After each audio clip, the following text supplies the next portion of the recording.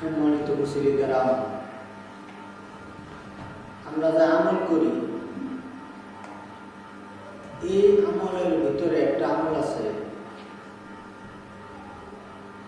আল্লাহ রসুলের উপরে দুরূদ শরীফ পড়লে কি লাভ, কি ফজিলত। আল্লাহ সুবহানাহু ওয়া তাআলা আল্লাহ শানুহু বলে, এমন এক বিশাল বড় এক ফেরেশতা আল্লাহ রসুলের রওজার পাশে খাড়া করে রাখছে। দুনিয়াতে যত মানুষ আছে কত পরিমাণ কান এই ফেরেশতার শরীরে আছে। সুবহানাল্লাহ। দুনিয়াতে তাহলে কি পরিমাণ মানুষ,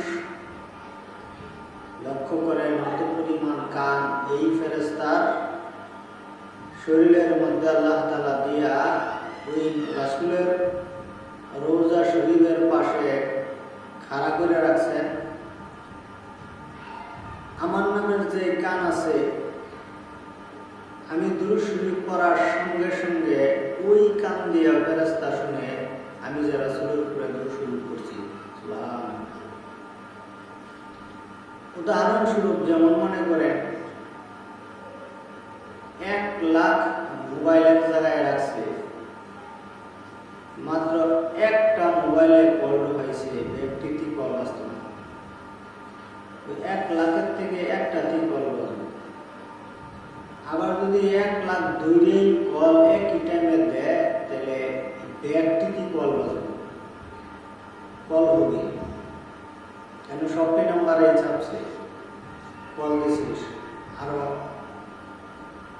1 লাখ মোবাইল দিয়ে আপনি কল দিছে, এই 1 লাখ মোবাইলের ভিতরে নাম্বারে ঠিক এইরকম যে ওই ফেরেশতা আরেকজনের কান দিয়া আমি দুরূদ শরীফ পড়ব রাসূলের উপরে, ওইটা শুনবে না, আমার নামের কান দিয়ে শুনবে।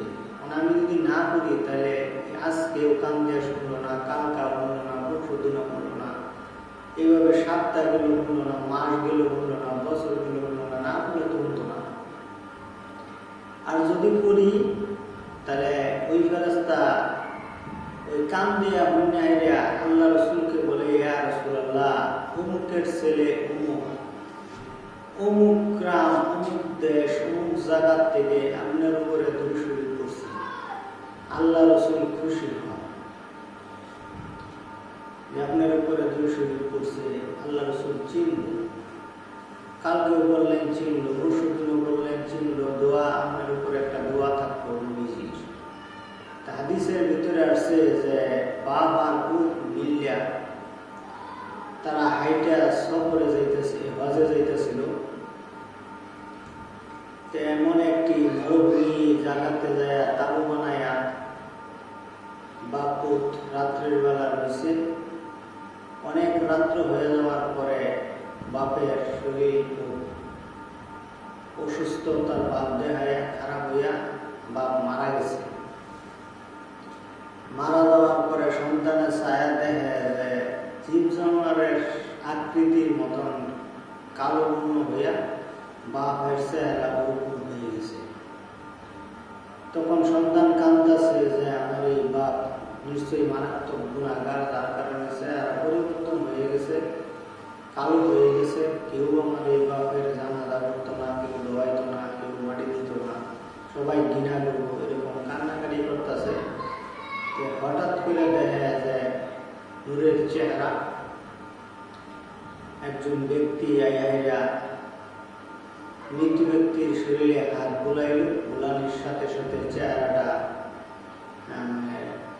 উজ্জ্বল হয়ে গেল, সাথে সাথে চেহারা পরিষ্কার হয়ে গেল। ওই যুবক, ওই ছেলেটা বলতেছে যে হুজুর, এই অসময় অবস্থায় আছি, খুব বিপদে আছি, বাইরে নিয়ে বাপের চেহারা কালো হয়ে জানোয়ারের মতন হয়ে গেছে, আর আপনি অপরিচিত কিভাবে জানলেন? এবং আশাতে আপনি হাত বুলানিতে চেহারা পরিবর্তন হলো, আমার বাপের চেহারায় নূর এসে গেল, আপনার পরিচয় কি?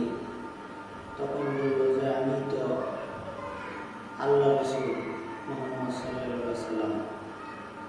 যে আপনি এনে আইলেন, কিভাবে জানলেন যে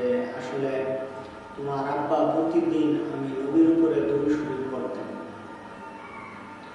তা আজকে আমি ফেরেশতাকে জিজ্ঞাসা করলাম, অনেক সময় হয়ে গেছে অমুক তো দরুদ শরীফ পড়ে নাই, কারণ কি?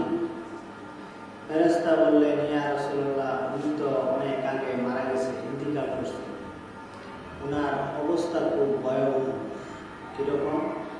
যে ওনার অনেক জীবনে ভুল ত্রুটি আছে, গুনাহ আছে, গুনার কারণে চেহারা পরিবর্তন হয়ে গেছে, কালো হয়ে গেছে, জাহান্নামের আলামতে আছে। আল্লাহ রাসূল তখন আর মহব্বত করছে দরুদ শরীফ পড়ার কারণে ওই ব্যক্তিকে, ওই রোজা শরীফ থেকে আইসা হাত বোলানোর কারণে গুনাহ মাফ করেছে আল্লাহ তাআলা। তাহলে এবার দেখেন যে আপনারা বেশি বেশি দরুদ শরীফ পড়বেন, যে এত বড় ফেরেশতা, যে পৃথিবীতে যত মানুষ আছে অত পরিমাণ কাম এই ফেরেশতার শরীরে আছে। আল্লাহ তাআলা ফেরেশতাকে কি বিশাল এক শক্তি ক্ষমতা দিয়ে ওখানে দাঁড়া করায় রাখছে। রাত দিন 24 ঘন্টা ফেরেশতা রাসূলের রোজার পাশে খাড়া আছে। দরুদ শরীফ পড়া মাত্রই ফেরেশতা ওই ওই নামের কান যার যার যে যে দরুদ পড়ে এই নামের কান দিয়ে শুনে আল্লাহ রাসূলকে বলে, আল্লাহ রাসূল চিনে। আপনি লক্ষ্য করেন যে এবার ওই মৃত্যু ব্যক্তিকে আল্লাহ রাসূল নিষ্পাপ বানায়া ঘোষণা দিয়ে গেলেন, এমন ব্যবস্থা আমি করে দিয়ে চলে গেছি, গ্রামের মানুষ আয়া তোমার আব্বার জানাজা করবো, মাটি দিব সম্মানের সাথে, এবং যারা যারা জানাজা তোমার আব্বার করবে তারা নিষ্পাপ হয়ে যাবে। তাহলে আমরা মোটামুটি যা শুনলাম আসলে আমরা আমল করি, আর দিনের রাস্তায় আমরা বেশি অগ্রসর হই। আমরা আমার এই ভিডিওটা